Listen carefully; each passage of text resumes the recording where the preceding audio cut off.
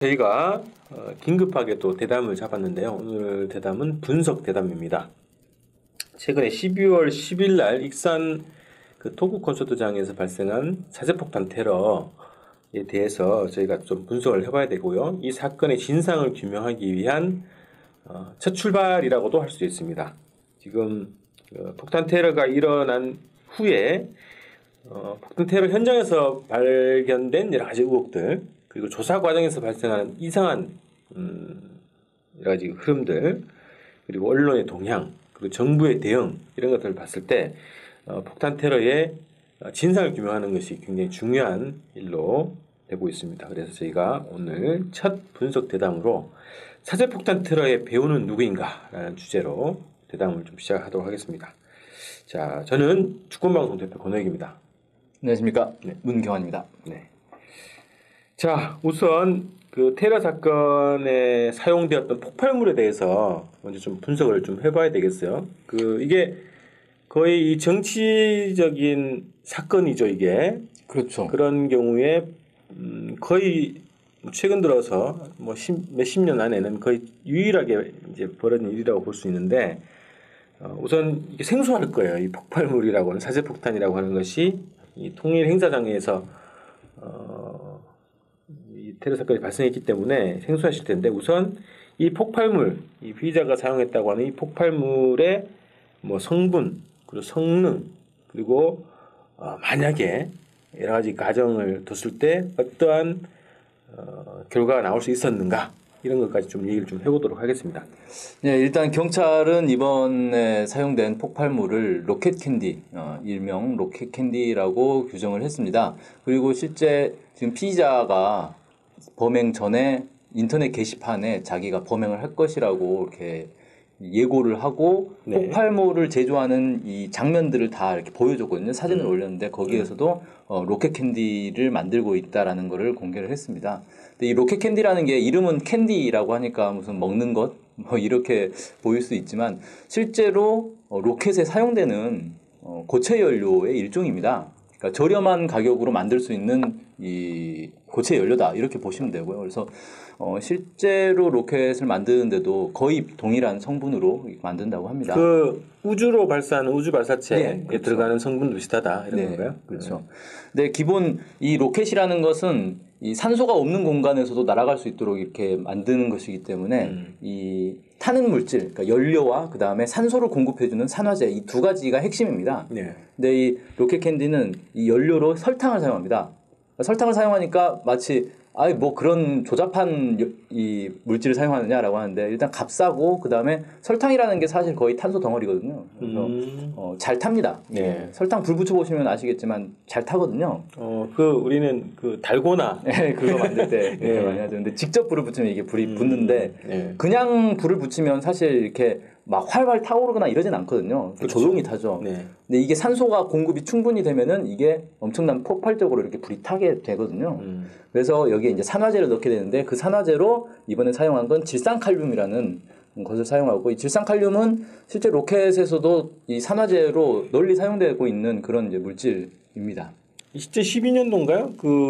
북에서 인공위성 발사했을 때, 네, 떨어졌던 잔해를 즉각 수거를 했잖아요. 네. 거기에서 그 성분이 발견됐다, 이렇게 얘기를 했던 적이 일반적으로 있죠. 많이 사용하고 있는 그런 물질이죠, 산화제로. 네. 근데 이 질산칼륨이라는 물질 자체가 워낙에 이제 좀 이 폭발성이 있는 물질이기 때문에 이 질산칼륨을 다룰 때는 상당히 조심해야 됩니다. 네. 그래서 이렇게 밀폐된 공간에서 이 가열을 한다거나 이런 상당히 위험하고요. 만드는 과정 자체도 상당히 이렇게 조심해서 만들어야 되는 그런, 네, 물질이다, 이렇게 말씀드릴 수 있겠습니다. 지금 구속된 오목은 고등학교 3학년 학생이 이걸 사용했는데, 이 학생이 무슨 자격증이 있다고 그러죠? 네, 위험물을 처리할 수 있는 그런 자격증이 있다고. 네, 그래서 그거를 다뤘다고 이제 추측이 가능한 건데, 자, 그러면 이게 로켓의 추진력을 만들어내는 연료로 이제 사용된다 그러면 이게 우리가 성격 규정을 할 때 폭탄이다 이렇게 규정을 할 수가 있을까요? 일반적으로 폭탄으로 이걸 사용하지는 않고요. 하지만 폭발 가능성은 있습니다. 그러니까 이게 기본 설탕과 질산칼륨이 이렇게 섞이면서 강렬한 이제 이 반응이 일어나는 거거든요. 이걸 이제 불꽃이 튀고 연기가 나오고 하는 건데 이걸 만약에 이제 밀폐시킨 곳에서 이걸 반응을 시켜버리면 이게 압력은 이렇게 막 계속 불은 붙어가지고 이 폭발을 하려고 하는데 꽉 막혀 있기 때문에 강한 압력에 의해서 결국은 터져버리는 거거든요. 네. 그래서 이 파편이 튀면 이게 폭탄으로서 충분히 작용을 할 수가 있죠. 그래서 이번에는 이 테러 사건에서는 냄비에다가 이 성분을 담아서 불을 붙여서 이렇게 그 진행자들한테 가려고 했던 거 아닙니까? 그렇죠. 그런데 만약에 이제 냄비가 아닌 어떤 병 모양의 용기였다면 이게 굉장히 큰 사건으로. 그렇죠. 아마 주변에 있는 사람들이 많이 다쳤을 겁니다. 네. 폭발력이 굉장히 강하고 그 로켓을 실제 떠올려 보시면 됩니다. 이 텔레비전에서 많이 보지 않습니까? 우주선 발사하는 장면. 네. 불꽃과 연기가 엄청 나오지 않습니까? 그걸 이제 작게 만들었다 이렇게 보시면 되고 일반적으로는 이걸 이제 파이프 같은 데다 넣어서 이렇게 불을 붙이면 파이프 입구에서 불꽃과 연기가 쫙 나오거든요. 그걸 이제 직방으로 맞으면 상당히 위험하겠죠. 네. 보통은 이제 그렇게 사용하는데 이번에는 냄비에 담았으니까 넓은 공간에 한꺼번에 불이 그냥 한꺼번에 타오르게 하는 그런 이제 효과를 노렸던 것 같습니다. 그러니까 피해자들 보면 이제 화상을 이제 입은 분들이 몇 분 계신데 그 중에서도 그 피해자가 직접 나와서 이제 그 기자회견을 했던 장소에 가보니까 그분의 옷이 다 탔어요. 예. 그래서 이게 이 물질이 옷에 딱 붙어가지고 계속 타들어가더라는 얘기예요. 그렇죠. 네. 그 만드는 과정을 보면 이게 진짜 과자 굽듯이 만들거든요. 이렇게 냄비에다가 물을 붓고 거기에 설탕을 녹여서 물을 끓입니다. 네. 설탕을 녹이고 그 다음에 질산칼륨을 넣어서 녹이고 해서 반죽을 만들어요. 마치 과자 반죽처럼 이렇게 됩니다. 나중에 네. 그걸 이제 약간 좀 딱딱해질 때까지 이렇게 계속 가열을 하는 거거든요. 그렇게 해서 그러니까 이게 아무래도 이렇게 이 밀가루 반죽이라고 생각하시면 될 거예요. 어쨌든 요 부분에 대해서도 뭐 이제 여러 가지 의혹들이 있는데 차차 더 분석을 해보도록 하고 요 부분에 대해서도 뭐 이제 여러 가지 의혹들이 있는데 차차 더 분석을 해보도록 하고요. 우선 이제 사건 전후 그죠? 사건 전과 사건 당시 그리고 사건 후 이 세 가지 이 시간대에서 제기된 의혹들이 여러 가지가 좀 있는데 대표적인 몇 가지 좀 정리를 해볼까요? 예. 먼저 이 단독 범행이냐? 과연 이 학생이 혼자서 그냥 저거 한번 내가 행사를 방해해 봐야겠다 이런 생각으로 했을까 해서 몇 가지 이제 의문이 생기는 게 일단 뭐 고등학생이 저런 이제 위험천만한 사람을 죽일 수도 있는 저런 행동을 할 수 있었을까? 여기에 이제 의문점이 있는 건데 당시에 행사장에 있던 사람들의 여러 이제 증언들을 종합해 보면 이렇습니다. 이 학생이 혼자 온 게 아니라 성인 남성과 함께 왔다는 거예요. 네. 그리고 자리에 앉아서 뭔가 이 대화를 주고받는 이게 성인 남성이 뭔가 이렇게 지시를 준 것 아니냐 뭐 이렇게 이제 의혹들이 나오고 있고요. 그 다음에 술을 이미 마신 상태였다. 고량주가 한 3분의 1 정도 마신 상태였다. 뭐 이런 이제 증언도 있단 말이에요. 그 증언 관련해서는 저희가 확보한 영상에도 그 고량주를 마시는 장면도 포착되어 있고요. 마시는 장면까지. 그리고 대화를 나눈 어떤 성명 불상자와 대화를 나눈 장면도 제가 포착한 게 있습니다. 네. 그래서 그거는 더 이제 저희가 분석을 지금 하고 있는 상황이고요. 그러니까 일반적으로 뭐 모르겠습니다. 고등학교 3학년이라고 하니까 뭐 어른인 줄 알고 술을 줬는지 모르겠는데 일반적으로 고등학생이 식당 가서 고량주라는 게 또 일반 수포 같은 데서는 안 팔잖아요. 아마 중국집 같은 데서 이제 고량주를 시켜서 사다 먹은 게 아닌가 추측이 되는데 고등학생이 중국집에 가서 고량주 주세요라고 한다고 이렇게 선뜻 내주나 주인이 집에서 가져온 거 아닐까요? 집에서 그런 고량주를 어떻게 샀을까요? 아버지가 드시는 아버지가 그랬을 수도 있겠고요. 가져왔을 수도 있겠죠. 근데 이걸 본인이 직접 구한 게 아니라 누군가가 그냥 좀 긴장돼 가지고 실수할까봐 술 먹고 긴장 풀고 화끈하게 해봐라 이렇게 한 것 아니냐? 뭐 이렇게 이제 추측을 해볼 수가 있다는 거죠. 자, 그래서 이거는 저희가 이제 확보한 영상 분석을 통해서 그리고 이제 제보자의 제보를 통해서 그 확인을 더 할 텐데 경찰 측에서는 이걸 확인해서 기본적인 과정 자체가 저거 아니겠습니까? CCTV. 그렇죠. 동네에 그리고 이 성당 행사장 주변에 있었던 CCTV를 확보해가지고 이 친구가 누구랑 같이 움직였는가 이런 것도 확보해야 되고 만약에 고량주를 샀는데 인근에 있는 가게를 샀다면 그 인근 가게에 있는 CCTV 뭐 이런 것도 확보해야 확실하게 규명이 되겠죠. 전화 통화 같은 것도 좀 조사를 해야 되지 않겠습니까? 네, 그렇죠. 네. 그 다음에 이제 두 번째 의혹으로는 네. 이 친구가 이제 뭐 일베다 뭐 이렇게 이제 얘기를 많이 한단 말이에요. 일간 베스트 사이트에. 근데 이제 준회원이라고 해요. 작년 여름에 이제 가입을 했다 그러고 그 전에 이제 원래 활동하던 주 이제 인터넷 활동 공간이 네오 아니메라는 사이트가 있다고 합니다. 이번에 처음 들었어요? 네, 저도 처음 들어봤는데 꽤 좀 가입자 활동하는 사람들이 만화 매니아들이 모이는 곳. 예, 만화 영화 주로 이렇게 올리는 곳인데 근데 여기서 내망 아님의 준회원이라는 아이디를 가지고 계속 글을 올려왔다는 거예요. 예. 그리고 이 테러 사건이 있기 전날 내가 이 테러를 하겠다 이런 식으로 이제 글을 올렸고 12월 9일입니다. 예, 뭐 막 이것저것 폭발물 만드는 장면도 나왔고 뭐 신은미 폭사 뭐 이런 이제 단어도 썼고 이렇게 이제 나왔는데 심지어는 이제 연행이 됐어요. 테러 사건 이후에 연행이 돼가지고 경찰서에 갔는데 이제 수갑을 채웠을 거 아닙니까? 수갑을 채운 장면을 자기가 찍어가지고 휴대폰으로 찍어서 그걸 또 올렸어요 게시판에. 이 정도로 이제 자기 행동을 어떻게 과시하고 남들에게 막 알리고 싶어하는 그런 성향의 이제 피의자인데 이 게시물이 다 없어졌다는 겁니다. 그러니까 언제? 범행 직전까지 있었거든요. 게시물이.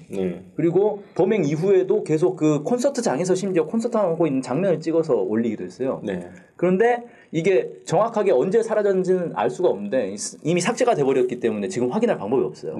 물론 이제 서버를 압수수색해서 언제 삭제했는지 기록 남아 있겠죠. 네, 어떤 아이디, 뭐 운영자가 삭제했는지 직접 그 아이디가 삭제했는지 뭐 이런 것도 확인을 해봐야 되겠는데 아무튼 범행 직전까지도 있었던 게시물이 범행 이후에 사라졌다는 겁니다. 경찰서에 연행되어 있던 시각에 그렇죠. 경찰서에서 수갑찬 사진을 인증샷으로 찍어서 올렸던 그 시각에 이미 이 게시물 사전에 테러를 예고했던 그 게시물은 삭제되어 있었다 이런 거 아닙니까? 그렇죠. 자기 사건을 널리 알리는 데 관심이 있던 친구이기 때문에 본인이 삭제하지 않았을 테고 누군가 다른 사람이 삭제했을 텐데 그럼 이거 왜 삭제했느냐?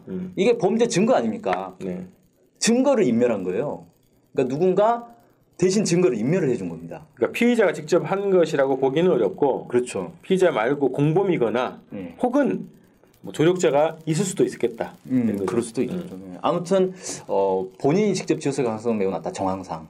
그렇다면 제3의 인물이 있는 것 아니냐. 뭐 이렇게 그래서 이것도 확인하기 위해서는 경찰 측에서는 그 네오 아니메 그리고 이런 사이트를 서버 압수수색을 해가지고 그 기록을 다 확인을 할 수 있습니다. 그렇죠. 네. 어디서 지웠는지, 어떤 아이디로 지웠는지, 언제 지웠는지 이런 거 다 확인을 해야 됩니다.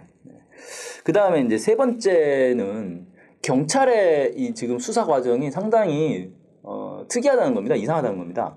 일단 테러 사건, 그것도 그냥 무슨 개인적인 원한 관계에 의한 테러 이런 것도 아니고 어떤 정치적 목적으로 다수 대중을 향해서 테러를 한 거 아닙니까? 위험천만한 폭발물을 가지고 테러를 했는데 그렇다면 당연히 상당히 심각한 사건이고 경찰에서 이걸 철저히 수사를 하려고 노력을 해야 될 거 아닙니까? 그런데 희한하게 경찰 쪽에서는 오히려 이 테러범을 피의자를 비호해주는 듯한 인상을 주고 있다는 겁니다. 그 대표적인 게 아까 말씀드린 것처럼 수갑찬 모습을 경찰서에서 태연히 찍어가지고 게시판에 올리고 있는데 이걸 그냥 방치했다는 거예요. 보통 이러죠. 용의자면 혹시 그럴 수 있어요. 이 소지품을 압수를 안 할 수 있는데 현장범이거든요. 그렇죠. 현장범이면 기본적으로 다 모든 피의자죠. 것들을 압수를 해야 되는데 핸드폰을 압수 안 했다는 것도 이상하고. 그렇죠.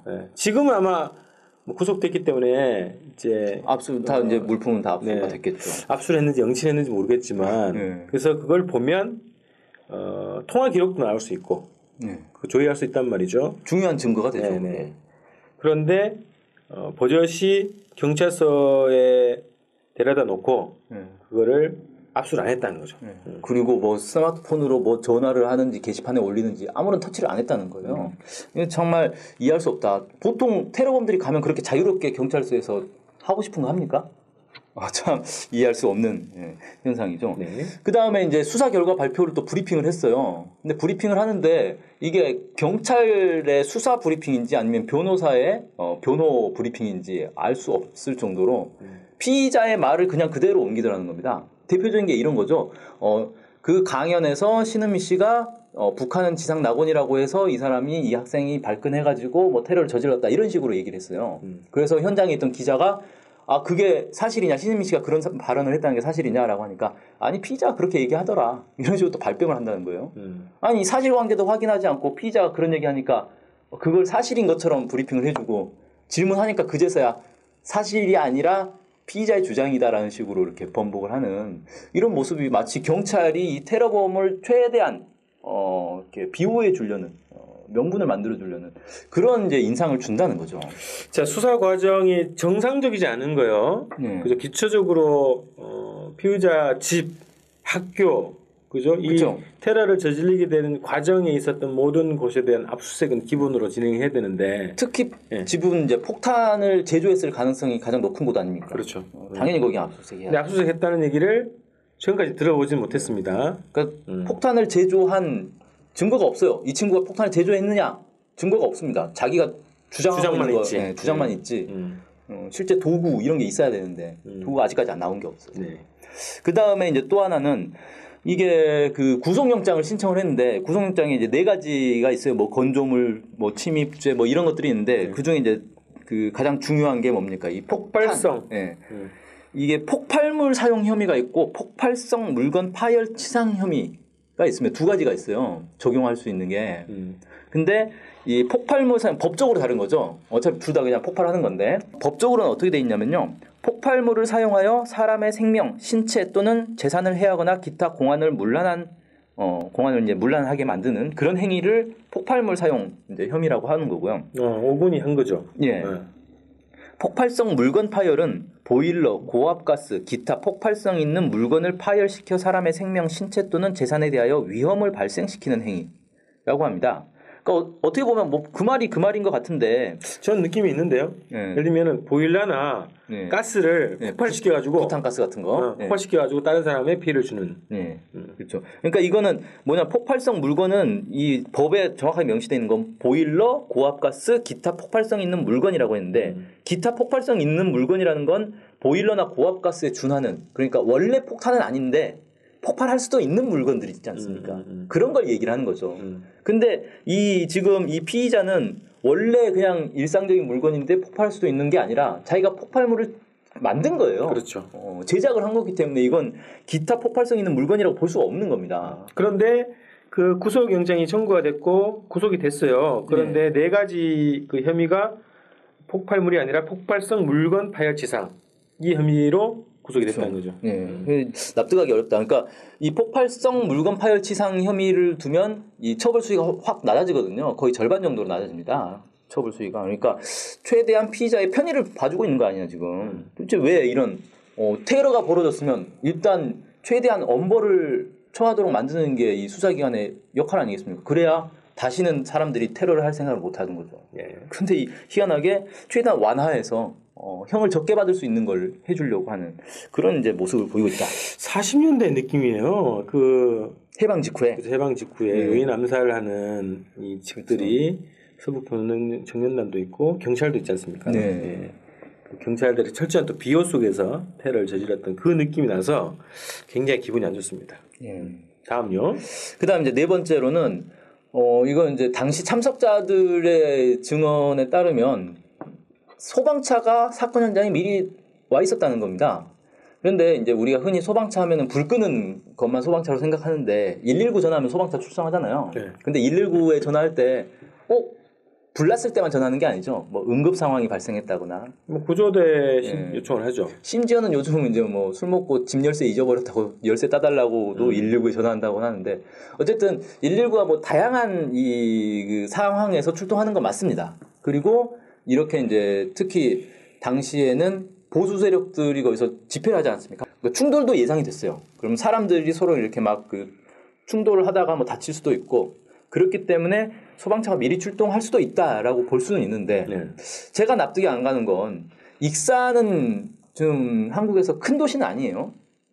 큰 도시는 아니죠. 근데 그 전에 대구에서도 강연 토크 콘서트 똑같이 했고 대구에서도 보수 집회가 있었고 심지어는 그 중에 한 명은 그 살충제 스프레이 있지 않습니까? 스프레이에 LPG 가스가 들어있거든요. 스프레이를 뿌리면서 불을 붙였어요. 화염 방사기를 했구나. 네, 사제 화염 방사기 만든 거죠. 그 불을 붙이다가 경찰에 연행되기도 했습니다.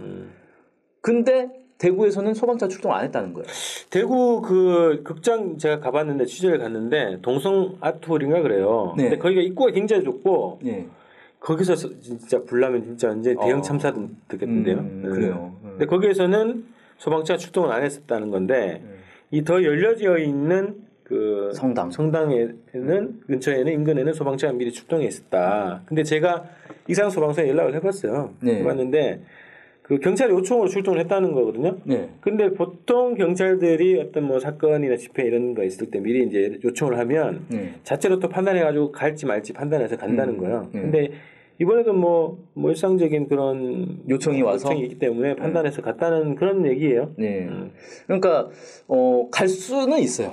간 거 자체가 이상한 건 아닌데 제가 이상한 건 왜 대구가 오히려 충돌 가능성이 있으면 더 있지 않았을까요?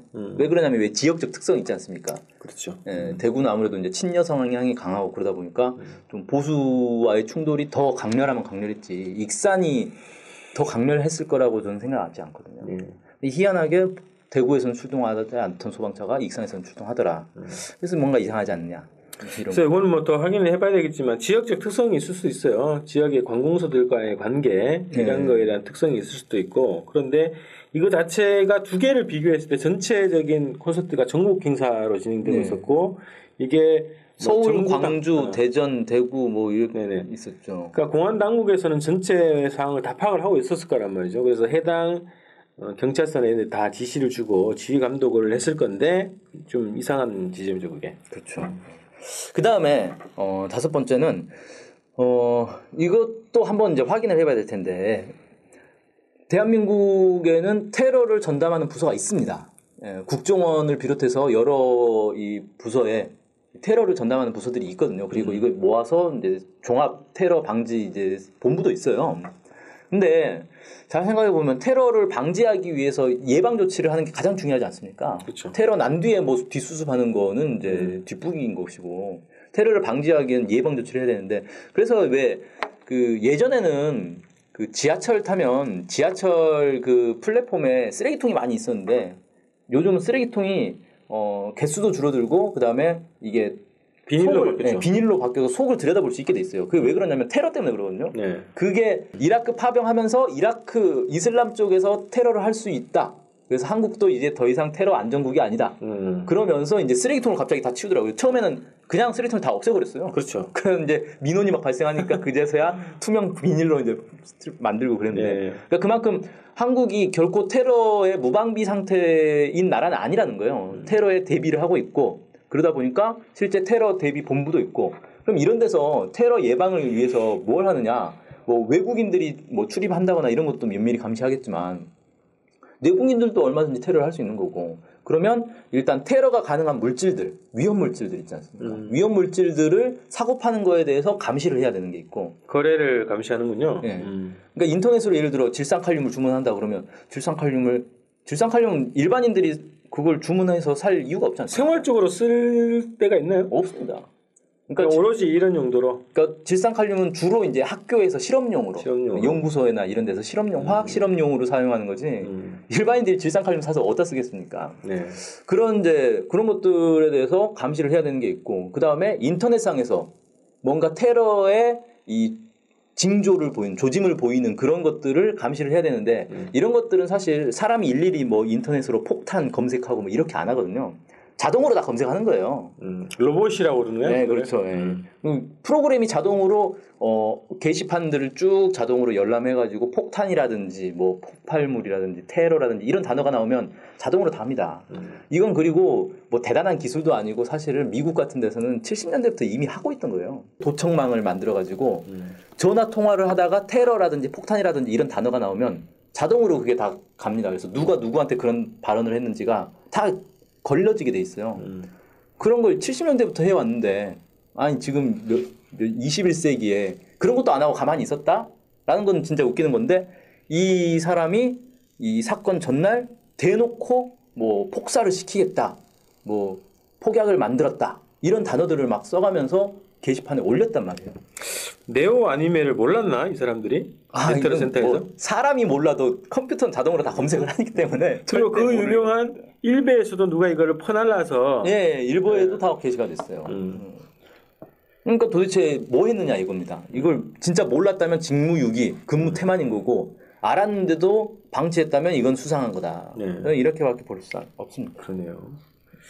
자 이제 또 네, 마지막으로는 이 피의자가 직접 폭탄 만들었냐? 아까 제가 말씀드렸잖아요. 직접 폭탄 만들었다는 증거를 압수를 해야 되는데 뭐 어디 집을 압수수색한 것도 아니고 학교를 압수수색한 것도 아니고 뭐 이 친구가 이제 화공과였어요. 그 공업고등학교다 보니까 이 현장에 이제 출근을 했다는 이제 주장도 있더라고요. 학교를 안 다니고 보통 이제 고3 정도 되면 그렇죠. 실습 나간다고 얘기했죠. 예. 그래서 이제 실습 나갔다는 얘기도 있는데 그렇다면 뭐 거기 공장이라든지 이런 데 압수수색을 해야 되는데 그랬다는 얘기를 들어본 적이 없어요. 아직까지도. 근데 엉뚱하게 피해자들 신은미 황선에 대해서는 압수수색을 하고 출국 정지를 하고 왜 테러를 당한 사람을 이렇게 하는 건 전 처음 봅니다. 네. 특이한데. 그렇죠. 자 어쨌든 그러니까 폭탄을 직접 만들었다는 증거가 아직까지 안 나왔어요. 그럼 과연 이 사람이 직접 폭탄 만든 게 맞는지 누군가 다른 사람이 폭탄을 갖다 주면서 이거 해라 라고 지시한 건 아닌지 확인이 필요하다는 거죠. 지금 경찰의 발표는 뭐냐면 7월 달에 폭탄 재료들을 구입을 했다는 거예요. 인터넷으로. 그 오모군의 진술에 따르면 네. 아마 그럴 겁니다. 근데 7월 달에 7월이면 이 콘서트가 열리는 것 자체가 계획이 없던 시기 아닙니까? 아예 그 씨앗도 없었던 네, 시기였죠. 그렇죠. 네. 그런데 7월 달에 뭐하러 샀느냐? 그러면 진짜 말 그대로 심심해서 질산칼륨 사서 한번 폭탄이나 만들어 볼까? 뭐 이런 그러니까 일상적으로 테러할 데 없나 뒤지고 다니는 이런 사람 일리는 없지 않습니까 또? 아니 뭐 일상적으로 폭탄에 대해서 관심이 많고 네. 뭐 그런 사람일 수도 있죠. 그런데 그렇다는 흔적은 전혀 없어요. 그러니까 뭐 그 나중에 이제 후속 보도도 나오지 않습니까? 친구들 만나보고 선생님 만나보고 뭐 인터뷰하고 이랬는데 그런 애가 아니다 이상하다 뭐 이런 증언들이 나온단 말이에요. 그래요? 네. 그러니까 평소에 저 친구는 평소에도 뭐 폭탄에 관심 많아가지고 집에서 막 성냥 가지고 장난치고 뭐 이런 증언은 아직까지 나오지 않아요. 그래요. 그러니 참 이제 특이하다. 7월달에 도대체 뭐하러 샀느냐. 근데 거기에 대해서 조사 결과 나온 게 없어요. 왜 7월부터 샀는지 뭐 어디 보도에 보니까 뭐 폭죽을 만들기 위해서 구입했다 뭐 이런 얘기도 나오는데 글쎄요 뭐 모르겠습니다. 폭죽을 얼마나 대단한 폭죽을 만들려고 했는지 모르겠는데 집을 빨리 압수를 해야 되겠는데 이제 벌써 증거인멸이 되고도 남았겠는데. 그럼요. 충분히 하고도 남죠. 직무유기입니다 경찰 이거 안 하면. 그 다음에 또 특이한 게 뭐냐면은 그 게시물 중에 이제 가장 처음 올라온 게시물이 뭐냐면 뭐 인생의 목표를 발견했다 뭐 이런 이제 제목의 글이 있어요. 그러면서 이 화학약품들을 이렇게 약병들을 이렇게 쭉 늘어놓고 사진을 찍어서 그걸 올려놨어요. 자기가 이제 약병을 준비해서 이제 하나씩 만든다. 뭐 섞는 뭐 약품을 빻고 뭐 물에 부어서 끓이고 뭐 이런 것들이 이제 하나씩 나온단 말이에요. 네. 근데 맨 처음에 올라왔던 그 약병들 사진 있지 않습니까? 이게 사실은 그 전에 이미 다른 사람이 올려놓은 사진을 그냥 복사해서 옮겨놓은 사진이더라고요. 똑같은 사진이라는 거죠. 예. 그리고 그 사진이 어디서 나온 사진이냐면 같은 게시판에 네오 아니메라는 그 같은 게시판에 스카톨로지라는 닉네임을 쓰는 이 사용자가 있어요. 유저가 있는데 이 사람이 9월 13일 날 올린 사진이에요. 제목이 결전의 순간. 이런 제목의 사진입니다. 네. 좀 특이하죠. 결전의 순간 해놓고 이 약품들을 딱 사진을 올려놓고 자기가 드디어 구입했다. 그러면서 이제 이 폭탄을 만들 수 있는 재료들을 쭉 보여주더라고요. 네. 그 일베나 이런 사람들 성향이 그거 아닙니까? 자기가 직접 뭔가 인증샷이라 그러죠. 자랑하려고. 근데 왜 남이 올려놓은 사진을 올렸느냐? 굳이? 그럼 만약에 동일 인물인가? 스카톨로지라는 인물을 검색을 해보니까 하루에 한 10건씩 글을 올리던 사람이에요. 그러니까 상당히 활발하게 활동하던 사람인데 10월 8일부터 갑자기 활동을 뚝 끊어버립니다. 10월 8일 이후에는 전혀 글이 안 올라오고 있거든요. 좀 이상하다. 동일 인물일 수도 있지 않을까라는 생각도 드는데 만약 동일 인물이라면 이 약품을 9월 달에 구입했다는 거거든요. 그렇죠. 그럼 7월 달에 구입했다는 말이 또 안 맞아요. 안 맞고 동일 인물이 아니라고 하면 도대체 왜 남이 올려놓은 사진을 자기가 마치 구입한 것처럼 올렸느냐. 이것도 이제 이상한 거고. 그렇죠. 그리고 이 스카톨로스라는 아이디도 참 특이한데 9월 13일 날 그거 올렸다 그랬잖아요. 그 전날 뭐라고 올렸냐면 지금 도전해 보려는 것이라는 제목으로 올렸는데 로켓 캔디 제조 영상을 올렸어요. 링크에서. 예. 그러니까 자기가 로켓 캔디를 만들어 보고 싶다는 거죠. 내가 이거 한번 도전해 볼게. 그리고 그 다음 날 그 관련된 약품들을 딱 구입한 사진을 올렸더라고요.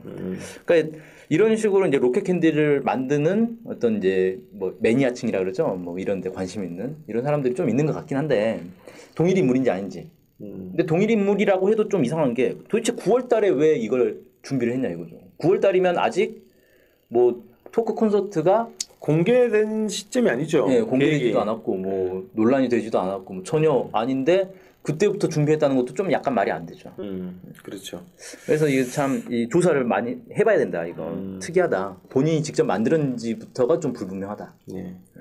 자, 그래서 지금 요 여러 가지 의혹들이 있는데 이거보다 뭐 더 여러 가지 많이 의혹들이 있습니다. 그런데 의혹을 규명하기 위해서는 기본적으로 경찰이 해야 되는 정상적 수사 절차를 밟지 않고 있기 때문에 오히려 이게 지금 경찰들한테 화살이 간다는 것을 알아야 됩니다. 그렇죠. 수사를 제대로 해야죠. 자, 그래서 우리는 이 사건의 배후가 있을 가능성이 매우 높아 보이는 사건이라는 거예요. 네, 단독 범행의 가능성은 좀 낮죠. 예. 자, 그래서 이게 그 사건 있고 나서 이 종편이나 그리고 정부 당국 그리고 공안 당국의 움직임을 딱 봤을 때 배후가 있을 거라는 추측을 더 할 수밖에 없는 거거든요. 네. 종편들 지금 어떻게 움직였나? 네. 종편들이 크게 두 가지 움직임을 보이고 있는데 하나는 비호해주고 있어요. 테러범을 이렇게 마치 그러니까 대부분 헤드라인이 이런 식으로 나옵니다. 종북 콘서트에 뭐 학생이 이 뭐 황산 투척 뭐 이런 식으로 황산 투척 안 했거든요. 정확하게 말하면 황산은 가지고는 있었어요. 병에 담아서 가지고 있었는데 투척하지는 않았고 그러니까 예비용으로 가지고 있었던 것 같아요. 제가 볼 때는 폭탄만 이제 투척을 한 건데 그러니까 종북 콘서트니까 당연히 투척할 만하다는 식의 뉘앙스로 보도를 하는 거예요. 그러니까 원인 제공을 콘서트 측에다 두는 거죠. 그렇죠. 예. 그런 식으로 하고 공교롭게도 이게 수사 당국도 그 다음 날 곧바로 뭘 했습니까? 압수수색하고 출국 정지하고 이런 게 뉴스로 떴으니까 뭐 테러 사건이 발생했다 이게 뉴스가 아니라 이건 그냥 서브 뉴스고 메인 뉴스는 압수수색, 출국 정지 이런 거예요.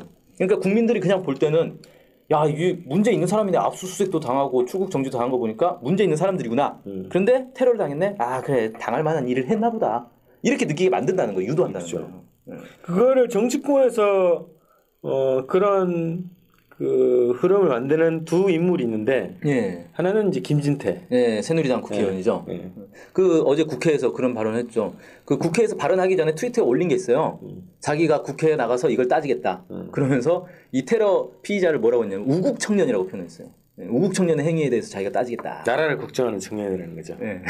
자, 테러범한테 우국 청년이라고 하면 앞으로 나라를 걱정하는 사람들은 열심히 테러를 하라는 얘기죠.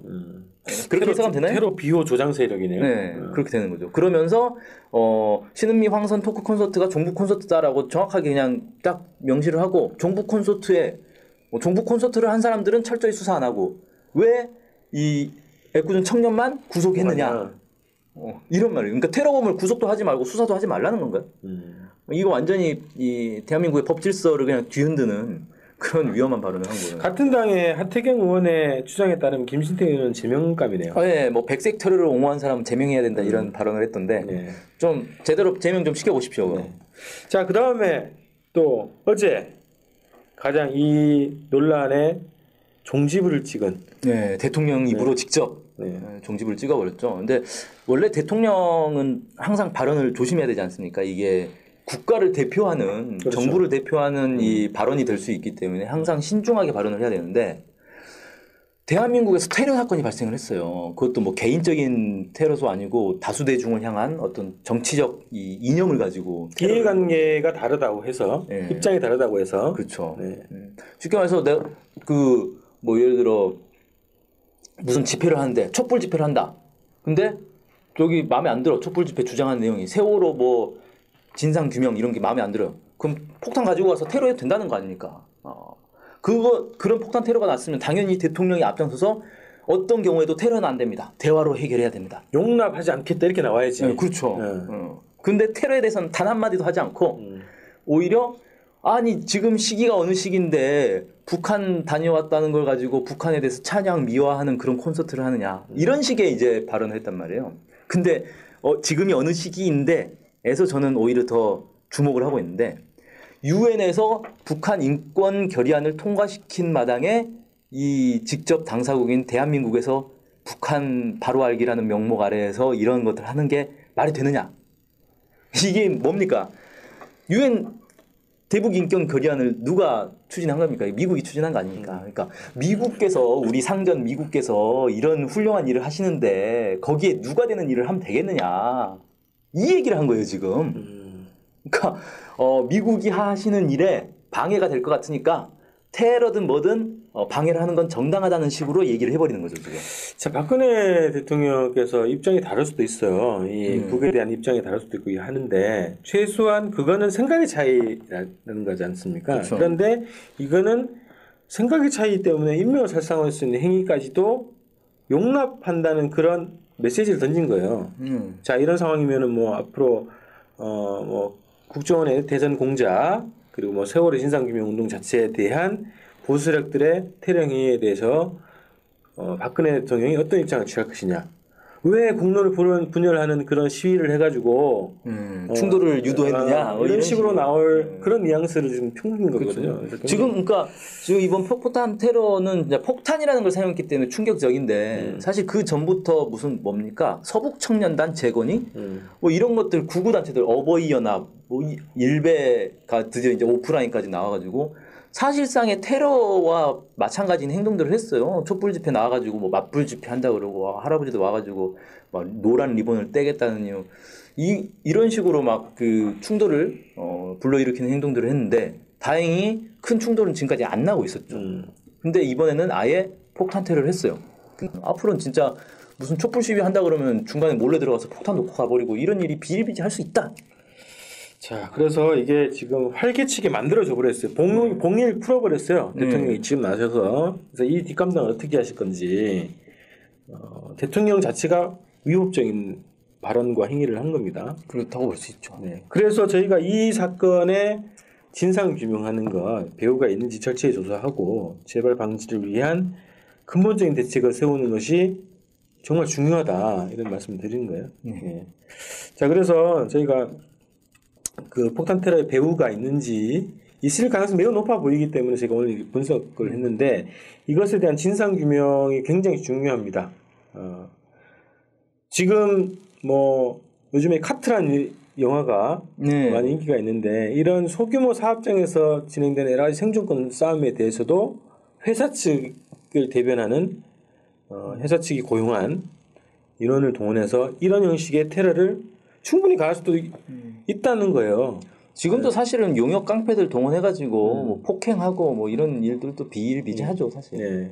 근데 이거의 강도나 방식에 대해서 비교가 이제 안 되는 거죠. 이 한계를 그냥 풀어버리는 상황이기 때문에 굉장히 위험하고 민주주의가 폭사당할 위기에 있다. 그래서 이 사건의 철저한 진상 규명이 반드시 필요하다 이런 얘기를 좀 드리겠습니다. 자, 오늘 일단 1차로 저희가 분석 대담을 이렇게 좀 마치고요. 저희는 계속 뭐 취재하고 추적을 할 겁니다. 이 사건의 진상 규명하는 게 굉장히 중요하고 이 경찰이 일단 수사를 잘해야 되기 때문에 경찰에 대한 취재 좀 많이 하면 좋을 것 같습니다. 네, 경찰 측에 제가 좀 여러 가지 의문 사항들, 진행 사항들 좀 많이 좀 물어보도록 하겠습니다. 네, 이렇게 해서 자살폭탄 테러의 배후는 누구인가라는 주제로 분석 대담을 진행했습니다. 고맙습니다. 고맙습니다. 네.